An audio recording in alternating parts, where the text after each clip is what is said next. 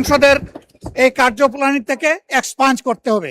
জাতীয় সংসদে বিরোধী দলীয় নেতা ডাক্তার শফিকুর রহমানের নেতৃত্বে 11টি দলের বিরোধী জোট ও স্বতন্ত্র সংসদ সদস্যরা ওয়াকআউট করেছেন। 27 আগস্ট 2026 বৃহস্পতিবার রাতে আনুমানিক 8:07 তারা সংসদ কক্ষ থেকে বেরিয়ে যান।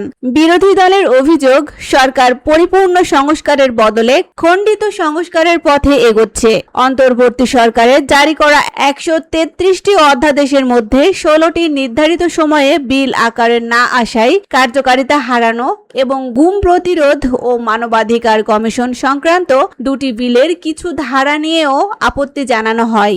সংবিধান সংস্কার পরিষদ না গঠন করে বিশেষ কমিটি করার প্রক্রিয়ারও সমালোচনা করেছে বিরোধী দল। পাশাপাশি জুলাই জাতীয় সনদ ও গণভোটের রায় পূর্ণাঙ্গ বাস্তবায়ন এবং গ্যাস, বিদ্যুৎ সংকট, মূল্যস্ফীতি ও আইন শৃঙ্খলা পরিস্থিতি নিয়ে বিশেষ অধিবেশনের দাবি জানানো হয়। বিরোধী দলের অভিযোগ, বৃহস্পতিবার বেসরকারি সদস্যদের জন্য নির্ধারিত দিনে 3টি সরকারি বিল তড়িঘড়ি উপস্থাপন করা হয়েছে।